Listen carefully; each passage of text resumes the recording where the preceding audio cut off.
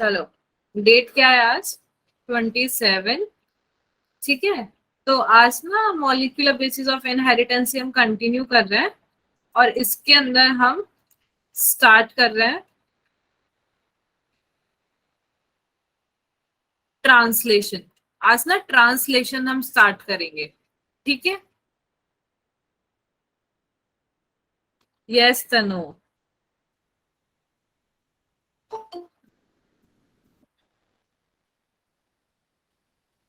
ओहो इफ्रा, ऐसा ऐसा। चलो चलो, अभी बातें करेंगे अपन, पहले पढ़ना भी जरूरी है। ठीक है, तो ना देखो, ट्रांसलेशन अभी तक हमने तीन चीजें पढ़ी थी। क्या क्या पढ़ी थी बताओ? फर्स्ट हमने क्या पढ़ा था, सेकंड हमने क्या पढ़ा था, और तीसरा ट्रांसलेशन है। फर्स्ट हमने क्या पढ़ा था? ऋचा मैम ने आपको क्या पढ़ाना शुरू किया था? Replication, very good. सेकंड क्या था?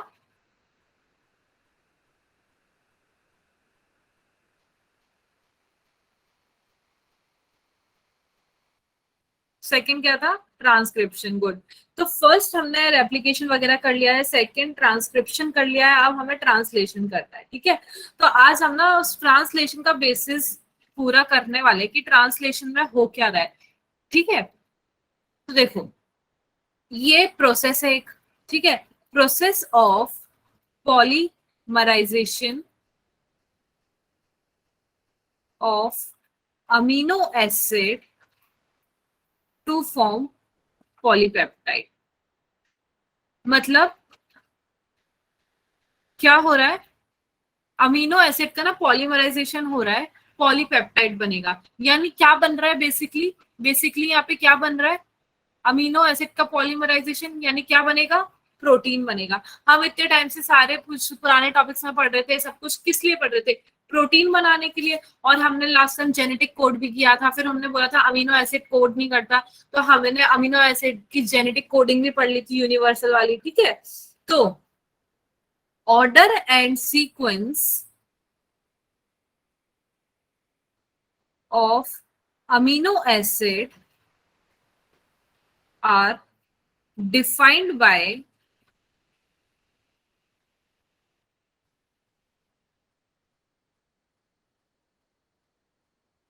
ठीक है, defined by sequences of bases in M R N ए।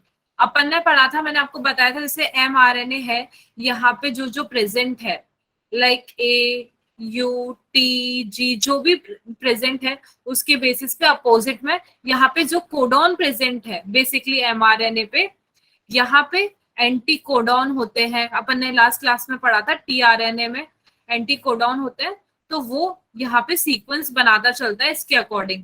पढ़ा था, याद है? याद आ गया? तो यही बता रहा है यहाँ पे, order and sequences of amino acid are defined by sequences of bases in mRNA. ठीक है, तो अब ना क्या बनेगा, कैसे होगा? अब देखो, कोई भी दो अमीनो एसिड है, ये एक अमीनो एसिड हो गया और एक ये अमीनो एसिड हो गया। ठीक है, तो ये दोनों किससे जुड़ते हैं? पेप्टाइड बॉन्ड से जुड़ते जाते हैं। तो ऐसे बहुत सारे पेप्टाइड बॉन्ड से जुड़ेंगे अमीनो एसिड। ठीक है, ये हो गया हमारे अमीनो एसिड। और क्या बनाएंगे ये पूरा स्ट्रक्चर? ये क्या बना देता है? प्रोटीन। तो ये पॉलीपेप्टाइड चेंज हो गई। क्लियर है सबको? क्लियर है यहाँ तक? यहाँ तक किसी को, यहाँ तक किसी को कोई कंफ्यूजन? ये समझ आया सबको? ठीक है, तो अब देखो, ये अमीनो एसिड आपस में जुड़े हैं पॉलीपेप्टाइड बॉन्ड से। तो भैया ये जो बॉन्ड है ना, इस बॉन्ड को बनने में ना बहुत मेहनत लगी है। या कोई भी बॉन्ड होता है ना, उस बॉन्ड को बनने में बहुत मेहनत लगती है, चाहे फिर वो कोई सा भी बॉन्ड हो। ठीक है, अब यहाँ पे हम इस बॉन्ड की बात कर रहे हैं, तो इसमें भी एनर्जी लगी है। Bond formation require energy. ठीक है, तो क्या क्या हुआ है, कैसे कैसे एनर्जी लगी है और क्या क्या हुआ है, तो देखो, इन फर्स्ट फेज, पहले पहले बात करते हैं। ठीक है, इन फर्स्ट फेज सबसे पहले क्या हुआ है? Itself amino acid gate activated. ठीक है, in presence of ATP and linked to their cognate tRNA। देखो, सबसे पहले बॉन्ड फॉर्मेशन जब होना शुरू हुआ, जब ये पूरा प्रोसेस शुरू हुआ, तो सबसे पहले पहले पहले पहले क्या हुआ, जो अमीनो एसिड था वो खुद एक्टिवेट हुआ है। और कैसे एक्टिवेट हुआ है, एक एटीपी आता है, एटीपी आता है अमीनो एसिड के पास, और उसने अमीनो एसिड को एक्टिवेट किया। एटीपी आया अमीनो एसिड के पास, इसने अमीनो एसिड को एक्टिवेट किया, ठीक है, and link to their cognate tRNA, जिसकी वजह से ये किससे जुड़ जाता है, टीआरएनए की वजह से जुड़ता है, ठीक है। एक एटीपी आया अमीनो एसिड से जुड़ा, जिसकी वजह से ये अमीनो एसिड किससे जुड़ जाता है, टीआरएनए से। क्लियर है? तो अब टीआरएनए से जुड़ा है तो टीआरएनए की चार्जिंग हो गई है, ठीक है, ठीक है, जिसको हम ये भी बोलते हैं amino acetylation of tRNA. Clear है सबको? क्लियर है? पहले एटीपी ने किसको चार्ज किया है, अमीनो एसिड को, अमीनो एसिड ने टीआरएनए से जुड़ के टीआरएनए को चार्ज कर दिया है, ठीक है। अब क्या होगा, टीआरएनए चार्ज हो गया भैया, देखो ये टीआरएनए है और ये वाला टीआरएनए है, अब ये दोनों टीआरएनए जुड़ गए, इनके अंदर आ गई है एनर्जी, ठीक है। तो इनको क्या करते हैं, इनको दोनों जो चार्ज टीआरएनए है इनको पास लाते हैं, to charge tRNA bring closed, और जिसकी वजह से क्या होता है, पेप्टाइड बॉन्ड, क्या हो रहा है, पेप्टाइड बॉन्ड फॉर्मेशन। ऐसे जब दो टीआरएनए पास आते हैं तो इसके अंदर बनता है पेप्टाइड बॉन्ड। क्लियर हुआ कि एटीपी ने पहले किसको है ना चार्ज किया, अमीनो एसिड को, अमीनो एसिड ने टीआरएनए को, फिर टीआरएनए, दो टीआरएनए को हम पास लेकर आए तो पेप्टाइड बॉन्ड का फॉर्मेशन हो गया है। क्लियर है सबको कैसे पेप्टाइड बॉन्ड बना है? इजी था।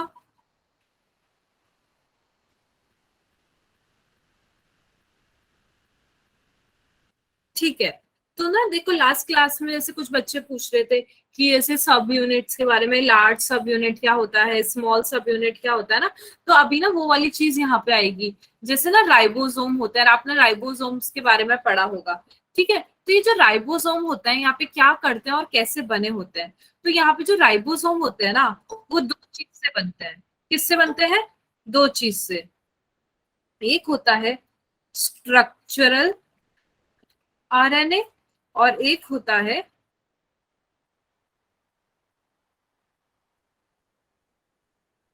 डिफरेंट प्रोटीन, ठीक है। एक स्ट्रक्चरल आरएनए और एक 80 डिफरेंट प्रोटीन, अलग अलग प्रोटीन है उनसे बनता है, ठीक है। राइबोसोम दो चीजों से बन रहा है। क्लियर है?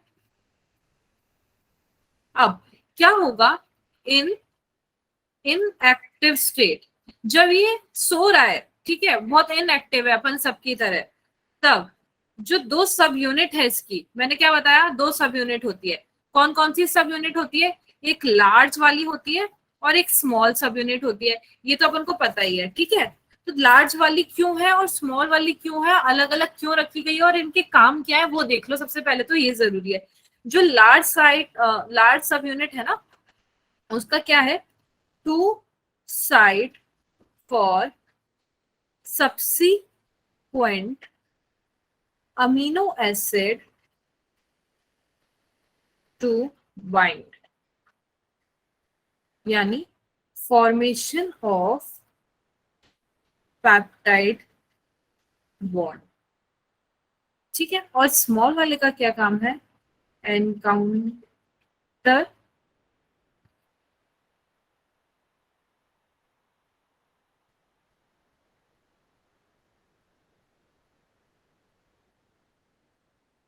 राइटिंग। सबको क्लियर है ना? आई थिंक राइटिंग में किसी को कोई कंफ्यूजन नहीं है ना, समझ आ रहा है ना सबको?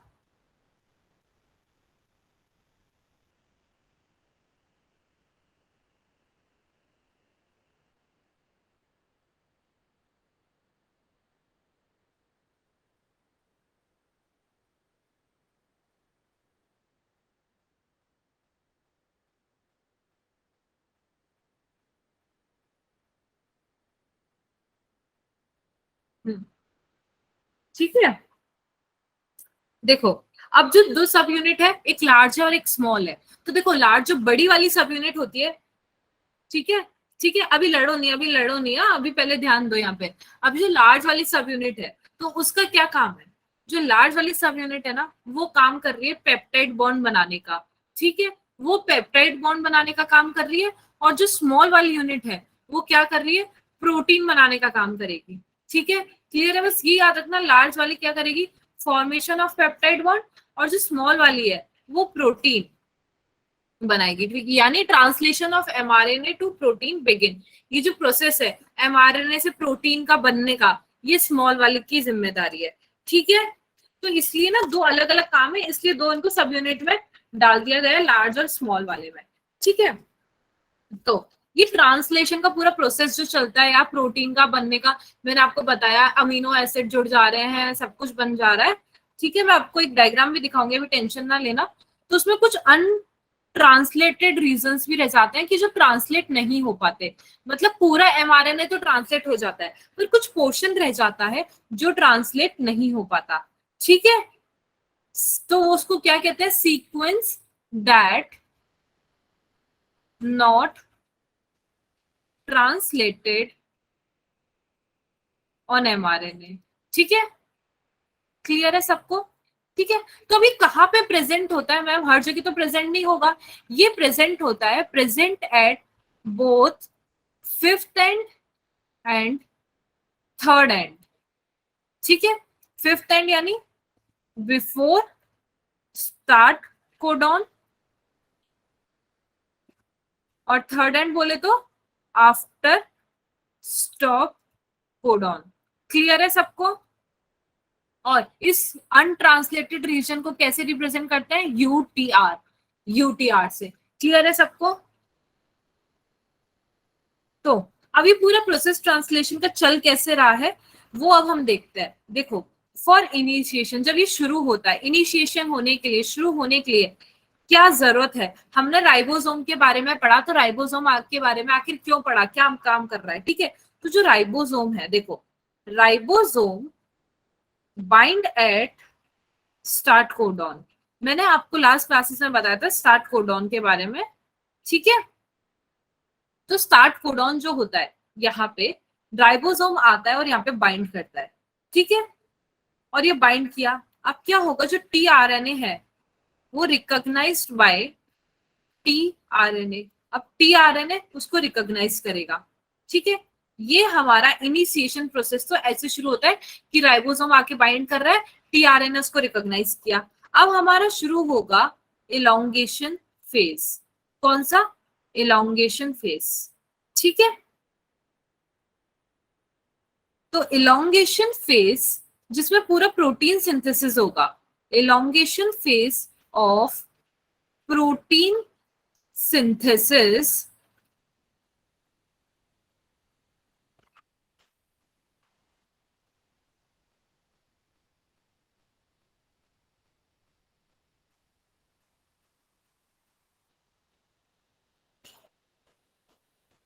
जो मैं लिख रही हूं, ये बताओ समझ आया? क्योंकि ये मैं एक्सप्लेन कर चुकी हूँ, ये वाला प्रोसेस ध्यान से देखो। जो मैं अभी लिख रही हूँ लाइन, वो समझ आ रही है या नहीं आ रही है? ये बताओ पहले।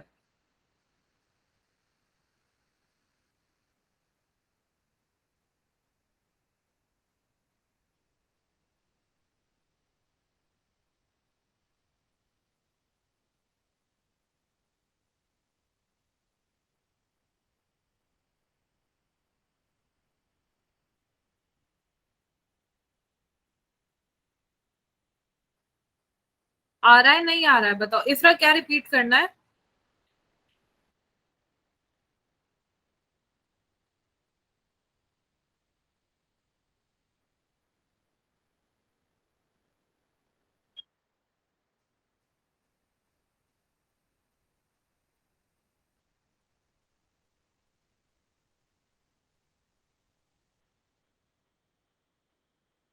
हाँ, तो मैं बेटा अभी तो बताऊंगी। देखो, अभी हमने क्या किया? इनिशिएशन सबसे पहले हो रहा है। ठीक है, इनिशिएशन में क्या हुआ? राइबोसोम आके बाइंड किया स्टार्ट कोडॉन पे।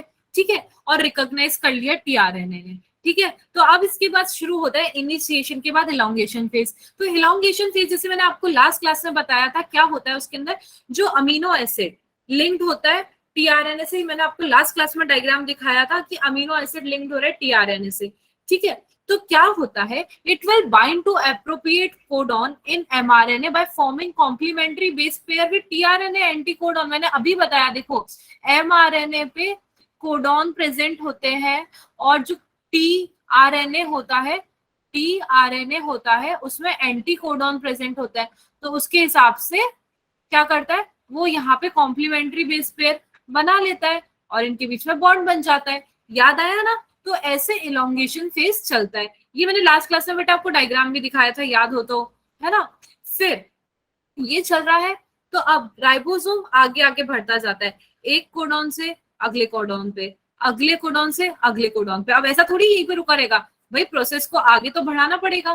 तो राइबोसोम एक एक ऐसे आगे बढ़ता जाता है, आगे बढ़ता जाता है, ठीक है। फिर क्या होता है, amino acid added one by one, और यहां से ना देखो, यहां से टीआरएनए की दो साइड होती है। मैंने क्या होता है, एक तरफ से वो अमीनो एसिड को अटैच करता है और एक तरफ से वो कोडिंग करता जाता है, ठीक है। तो अब क्या हो रहा है, जब आगे बढ़ता जा रहा है, यहाँ से वो कोडिंग करता जा रहा है और यहाँ से क्या करता जा रहा है, amino acid added one by one, then translated into polypeptide sequence dictated by DNA and represented by mRNA। देखो अमीनो एसिड बाइंड होता जा रहा है, ये आगे ऐसे बढ़ता जाएगा, तो क्या करता जाएगा, ये यहाँ से बनाता जा रहा है, ये एमआरएनए पे ऐसे आगे बढ़ रहा है, तो ये हमें रिजल्ट देता जाएगा। अमीनो एसिड यहाँ पे बाइंड होते जाएंगे और ये हमारे को बना के देता जाएगा आरएनए, ठीक है। और आपने क्या देखा, ये सारी जो प्रोसेस है ये कहाँ से शुरू हुई थी, हमने कहाँ से पढ़ने शुरू की थी, डीएनए से आरएनए तक का ये पूरा प्रोसेस हमने पढ़ना शुरू किया था। तभी यहाँ पे लिखा है डिक्टेटेड बाय डीएनए, ये याद रखना, डिक्टेटेड बाय डीएनए, क्योंकि हम कहाँ से पढ़ना शुरू किए थे, सब कुछ डीएनए से, याद हो तो, सब कुछ हमने डीएनए से शुरू किया था, ठीक है। एंड रिप्रेजेंटेड बाय एमआरएनए, और यहाँ पे सारा प्रोसेस कौन करवा रहा है, एमआरएनए। क्लियर है सबको?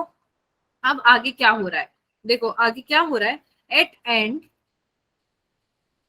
Release factor bind to stop codon. अरे अगर ऐसा नहीं होगा कि मतलब ये प्रोसेस बनता जा रहा है, चलता जा रहा है, ऐसे आगे कूदते जा रहे हैं, बनाते जा रहे हैं, और ये ना आरएनए बनता जा रहा है, प्रोटीन सिंथेसिस होता जा रहा है, सॉरी प्रोटीन का सिंथेसिस होता जा रहा है, तो ये तो चलता रहेगा। इसको रोकने के लिए क्या होगा, एंड में यहाँ पे क्या होगा, एंड में यहाँ पे फैक्टर बाइंड होगा जिसको बोलते हैं स्टॉप कोडॉन, ठीक है, ठीक है।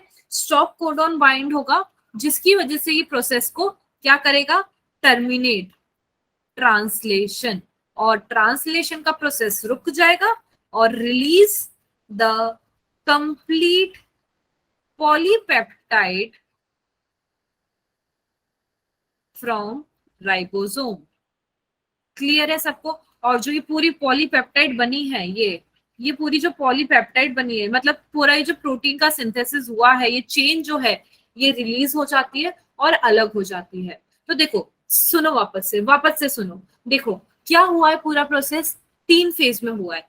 जो ट्रांसलेशन है वो 3 फेज में हुआ है, फर्स्ट इनिशिएशन, दूसरा इलोंगेशन, ठीक है, और तीसरा टर्मिनेशन, ठीक है।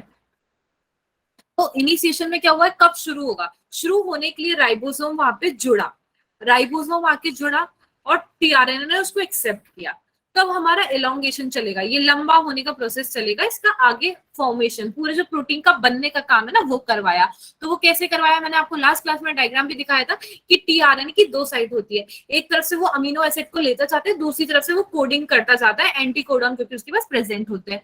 तो ऐसे प्रोटीन का सिंथेसिस चलता जाता है, वो आगे बढ़ता जाता है, ठीक है। क्लियर है? ये राइबोसोम की मदद से हो रहा है, सबको क्लियर है?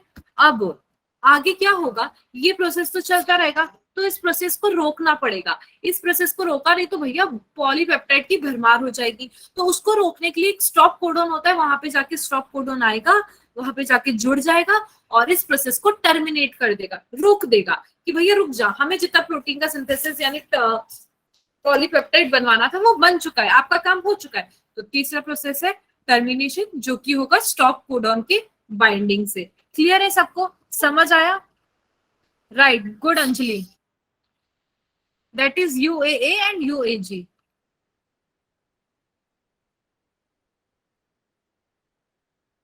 बहुत सिंपल था यार। ट्रांसलेशन तीन, देखो ट्रांसक्रिप्शन भी तीन चीजों में हो रहा था, इनिशिएशन, इलोंगेशन और है ना टर्मिनेशन। ट्रांसक्रिप्शन भी तीन चीजों में हो रहा है, बस ऐसे याद रखो, बाकी तो सब सॉर्टेड है। मतलब अपन ने क्या पढ़ा अभी तक, देखो ऋचा मैम ने आपको उस का पढ़ाई किया था, वो आपको अलग से याद है, ठीक है, और आप लोगों के लिए सॉर्टेड हो गया। फिर मैंने दो चीजें बता दी आपको, जिसके अंदर अपन ने लास्ट में ट्रांसक्रिप्शन पढ़ा, जो कि तीन चीजों में हो रहा है, इनिशिएशन, इलोंगेशन, टर्मिनेशन। आज वाला जो पढ़ा ट्रांसलेशन, वो भी इनिशिएशन, इलोंगेशन, टर्मिनेशन, खत्म कहानी। बस यही थी कहानी, कुछ नहीं था। अब क्या, जैसे मैंने आपको बताया, देखना रिकॉर्डिंग भी आप जाके मैग्नीशियम क्या का रोल क्या होता है, रुको सब आएगा, सब आएगा, ठीक है। तो अब ना देखो, आप जैसे रिकॉर्डिंग आप देखोगे तो जाके अपलोड हो चुकी है, तो वो आप एक बार देखना। तो अब क्या, आप एक साथ ना सारा समझोगे, फिर आप एक बार से खुद पढ़ोगे ना, तो आपको समझ आएगा, क्योंकि नो डाउट ये सबसे डिफिकल्ट टॉपिक है। तो ना थोड़ा कंफ्यूजिंग भी है यार, कि मतलब बार बार initiation, elongation, termination, initiation, elongation, termination, तो काफी सारा कंफ्यूजन होगा, ठीक है। तो आप एक बार इसको बार बार पढ़ोगे ना, दो या तीन बार, तो आपको पूरा क्लियर हो जाएगा, ठीक है। क्लियर है सबको?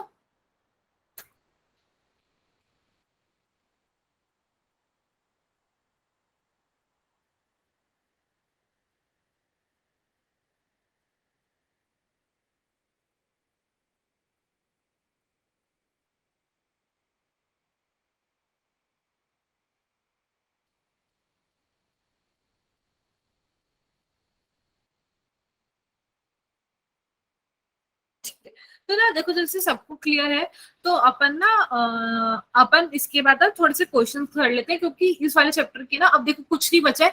अब एक लैक ऑपेरॉन मॉडल बचा है, कि यार वो आपको पता होगा लैक ऑपेरॉन मॉडल में क्या होता है, कि लैक्टोज का बनना होता है, फिर एक इनिबिटर फैक्टर होता है, फिर XYZ तीन चीजें होती है ना, स्ट्रक्चरल जीन्स होते हैं। ये सारा बचा है, ये 2 मिनट का बचा है, फिर अपना DNA फिंगरप्रिंटिंग बचा है। अब शायद एक लेक्चर का और बचा है, और कुछ नहीं बचा है। तो मैं चाहती हूँ उससे पहले ना अपन थोड़े से कुछ क्वेश्चंस कर ले, और एक आध कुछ नई टर्मिनोलॉजी वगैरह वो जान ले, क्योंकि इसके भी क्वेश्चंस करना जरूरी है ना।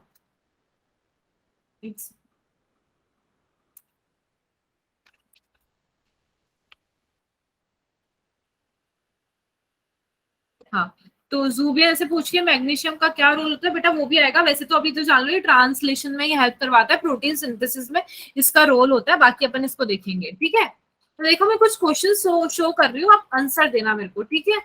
काफी इंपॉर्टेंट क्वेश्चन है, ध्यान से देखना। फर्स्ट है, in DNA strand the nucleotides are linked by, बताओ। In DNA strands the nucleotide are linked by, बताओ। Glycosidic bond, phosphodiester bond, peptide bond या हाइड्रोजन बॉन्ड? बताओ बताओ।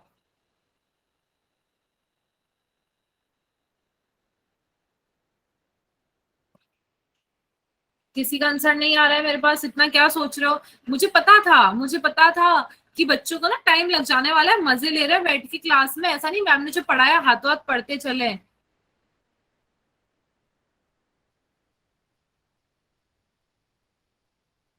इतना तो टाइम ही नहीं लगना चाहिए था ये, क्योंकि ना मैंने इसलिए आज ना क्वेश्चंस रखे, क्योंकि मुझे पता था वो फर्स्ट क्लास को ना हो गया काफी टाइम, और बच्चों को यहाँ पे आ नहीं रहा है। हाँ आप देखो, एक बच्चे ने बी बोल दिया, तो सारे लाइन से सब बी बोलते जा रहे हैं। वैसे आंसर बी है, right, it is phosphodiester bond, ठीक है, आंसर इज फॉस्फोडाइस्टर बॉन्ड, ठीक है। तो एक बार ना आप जाके इसको आज रिवाइज भी करना, ठीक है। Second question is, hollow enzyme RNA polymerase bind to DNA sequence during transcription, causing the DNA to assume a saddle-like structure. This sequence is called, बहुत इंपॉर्टेंट। नहीं इफ्रा, पोल में ना फिर क्या है ना, मुझे पता नहीं पढ़ पा रहा है ना कौन सा बच्चा क्या आंसर दे रहा है, मेरे को मेरे बच्चों का भी याद रखना है। कि कौन सा बच्चा क्या आंसर दे रहा है, क्या आंसर नहीं दे रहा है ना। अब देखो आपकी ईमानदारी आपके पास है, पर मेरे को आपको हर एक बच्चे को करेक्ट करना ना, वो मेरी रिस्पॉन्सिबिलिटी है, ठीक है। तो ये बताओ, इसका आंसर बताओ।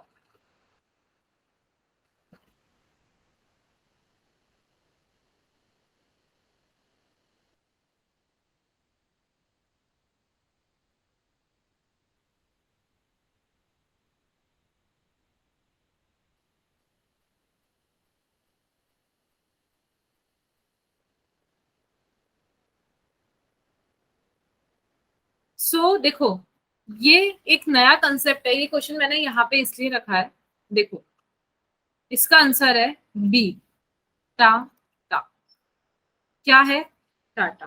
तो अभी क्या होता है, फर्स्ट तो ये जो टाटा एक बॉक्स होता है, ठीक है, जो किसने किसने दिया था, ये टर्म किसने दिया था, एक थे डॉक्टर हॉगनेस। डॉक्टर हॉगनेस, उन्होंने दिया था इस टर्म को, ठीक है। तो इसको इसलिए ये भी कहा जाता है हॉगनेस बॉक्स। क्या कहा जाता है? Hogness box. क्लियर है सबको? तो अब ये क्या कर रहा है, तो ये क्या कर रहा है, during the process of transcription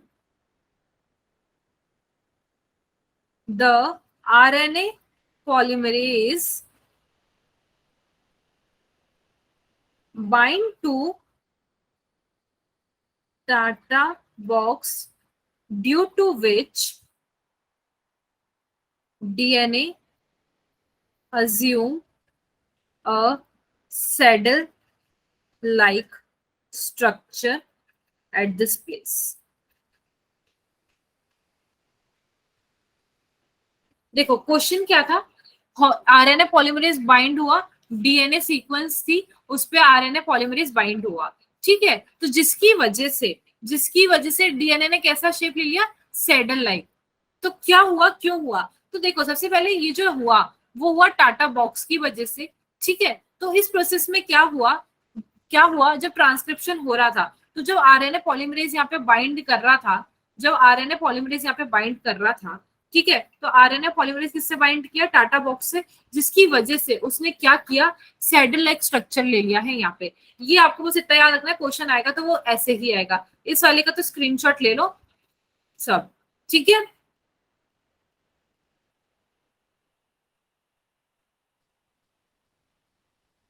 ये मैंने आपको साथ ही में उस वक्त ट्रांसक्रिप्शन के वक्त बता सकती थी, पर मैंने नहीं बताया था, क्योंकि मुझे चाहिए था पहले तुम गलती करो, गलती करोगे तो सीखोगे, तब तुम्हारे दिमाग में ये अच्छे से बैठ जाएगा। अभी काफी सारी चीजें जो मैं पढ़ाते वक्त ना आपको बता देती हूँ, पर वो वैसे एक लेक्चर में रह जाती है, वो आपको याद नहीं रहती। क्यों? क्योंकि उस वक्त आप अपना दिमाग नहीं चला रहे हो, उस वक्त आप मैम की कहानी सुन रहे हो, ठीक है। तो मैम की कहानी सुनते वक्त आपको कहीं सही गलत वाली चीज नहीं है, पर जहां पे आप गलत हो गए, आपका ईगो हर्ट हो गया, वो चीज आपको याद रह जाने वाली है, ठीक है। इसलिए मैंने आपको तब नहीं बताया था, ठीक है।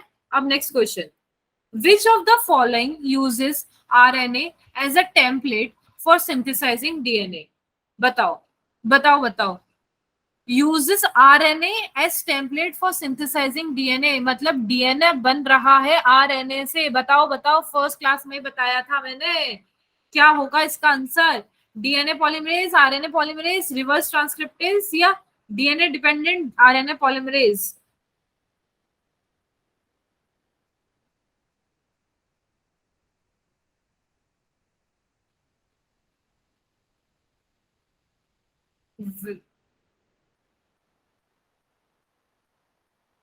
समीर बड़ा कॉन्फिडेंट नजर आ रहा है, उसने बोला मैं तो सिर्फ सी नहीं लिख रहा, मैं तो पूरा लिख के भेजूंगा। Very good, answer is reverse transcriptase, ठीक है। नेक्स्ट क्वेश्चन, ये सीक्वेंस देखो, इस sequence from coding strand of gene, ये कोडिंग स्ट्रैंड पे, what will be the corresponding sequence of the transcribed mRNA? आप बताओ ट्रांसक्राइब्ड एमआरएनए की क्या कोडिंग होगी? ए के अपोजिट क्या आएगा, ए के अपोजिट आएगा यू, जी के अपोजिट क्या आएगा, सी, सी, टी के अपोजिट क्या आएगा बताओ, ए, यू। अच्छा पता चल गया सबको? चल गया सबको पता? Very good.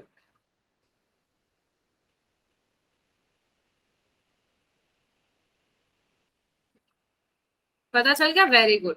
सो आंसर है डी। तो अभी क्लियर हो गया कि कोडिंग अगर हमें दे रखी है तो कोडॉन्स हमें दे रखे हैं तो हमें एंटी कोडॉन्स बहुत इजीली पता चल जाते हैं, है ना। अपनी जो पूरी कहानी है ना यार, जेनेटिक्स लोगों के लिए हार्ड इसलिए हो जाती है क्योंकि वो कोडिंग और एंटी कोडिंग ही नहीं कर पाते। तो अभी मेरे को लगता है ना, मेरे बच्चों को इस वाले क्वेश्चन से मेरे को ये क्लियर करना था कि आप लोगों को क्लियर हुआ है या नहीं हुआ है। ठीक है, आई थिंक सबको क्लियर हो गया है। ठीक है, अभी देखो इतना बड़ा सारा क्वेश्चन है। देखो इतना बड़ा सारा क्वेश्चन है।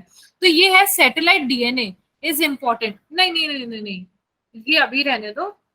ये वैसे आपका चलो अभी कर लो, पर इसको मैं आपको आगे एक्सप्लेन करने वाली हूँ, ये अभी आने वाला है, आपको समझ आ जाएगा, ये डीएनए में आएगा, डीएनए फिंगरप्रिंटिंग में। DNA satellite is important because, वैसे आपको पता होगा इसका आंसर, बता दो। A, codes for enzyme needed for DNA replication, या बी, या सी, या फिर डी, बताओ।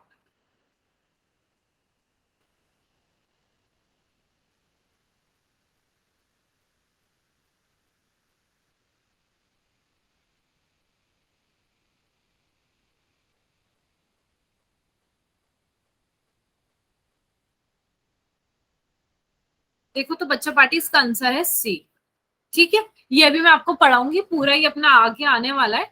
ठीक है, तो सैटेलाइट डीएनए क्यों important? Because it show high degree of polymorphism in population and also the same degree of polymorphism in an individual which is heritable from parents to children. Clear है?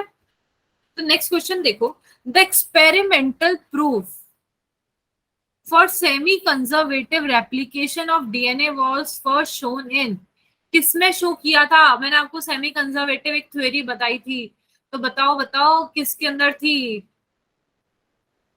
अरे, semi conservative theory याद करना ध्यान से, किसके अंदर थी?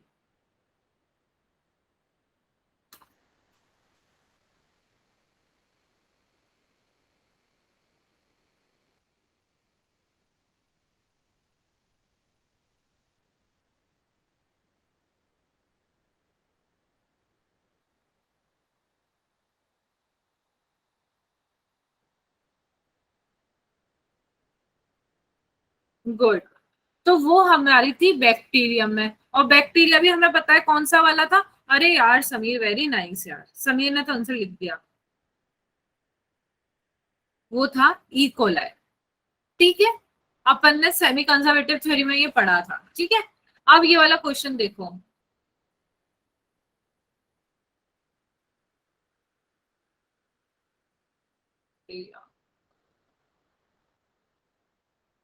देखो, during DNA replication Okazaki fragments are use to elongate, बताओ क्या होगा इसका आंसर?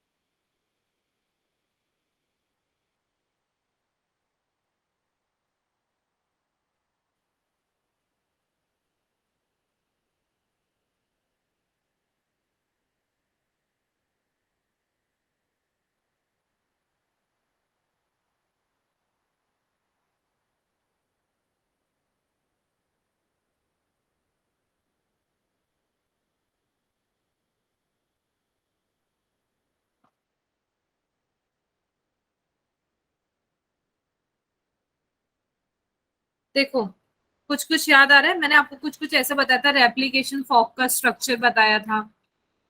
ठीक है, फिर मैंने आपको बताया था स्ट्रेंड्स के बारे में, याद है? एक बताई थी डिसकंटिन्यूअस, ठीक है, एक बताई थी कंटिन्यूअस। ठीक है, तो साथ में ये कलेक्ट करो इन्फॉर्मेशन कि इस वाली को हम लीडिंग स्ट्रेंड भी बोलते हैं।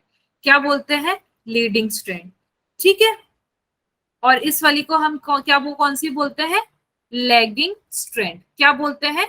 Lagging strand. क्लियर है सबको? तो ये जो फ्रेगमेंट्स है इसको हम यहाँ पे बोलते हैं Okazaki fragments of lagging strand. Clear है सबको कि ओकाज़ाकी फ्रेगमेंट होते क्या है? ठीक है, ये डायग्राम मैं आपको पहले भी बता सकती थी बट मुझे तब नहीं बताना था।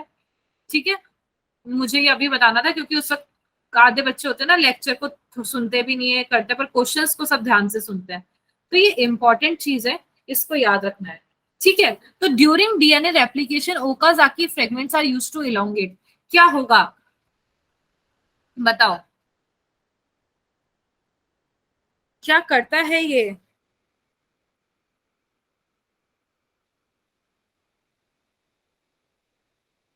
बेटा इसका आंसर है,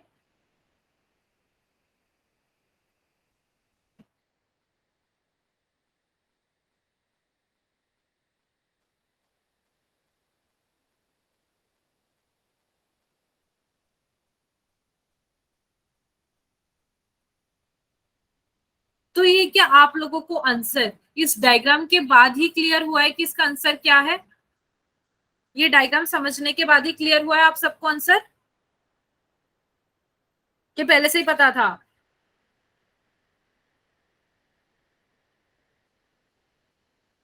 पहले से पता था, जुबिया को पता था मैम, पता था सबको, सब कुछ पता है ना?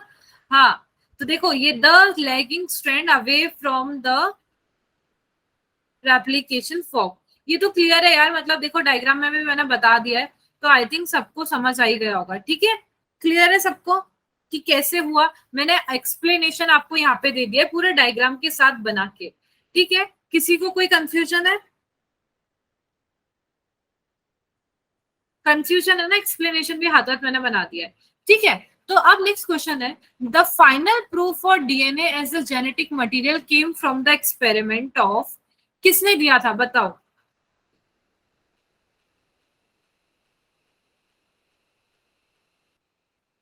The final proof for DNA as a genetic material finally किसने बताया था वो बताओ?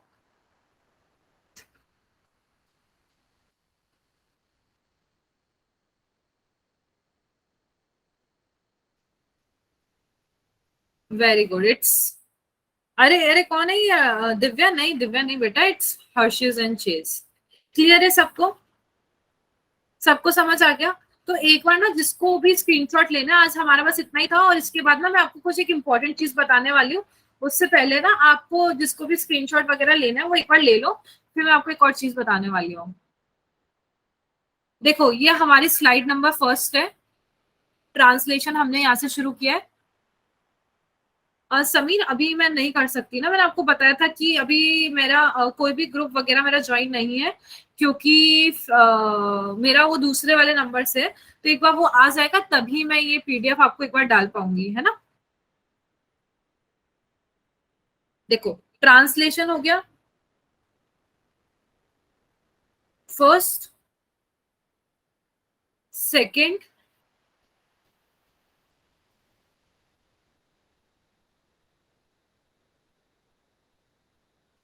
थर्ड,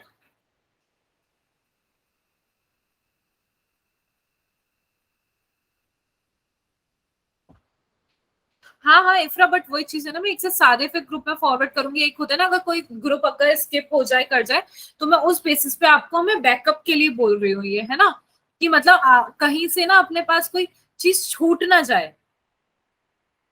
फोर,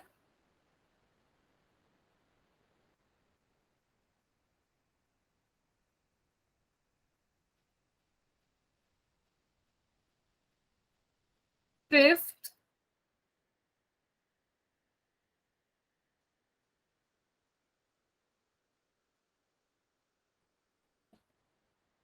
इंटरेस्टिंग क्वेश्चन हो गया, इसको अपन ना डिस्कस करेंगे। हाँ ये अच्छा क्वेश्चन है, ये आगे वैसे मैं बताने वाली हूँ आपको।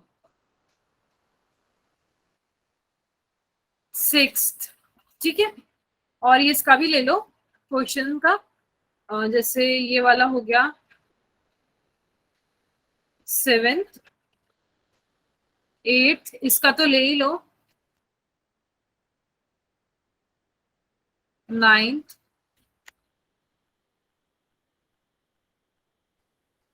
10th, 11th, 12th, 13, 14। ठीक है, यहां तक सबको क्लियर है? किसी को कोई कंफ्यूजन नहीं ना? तो देखो, एक सेकेंड,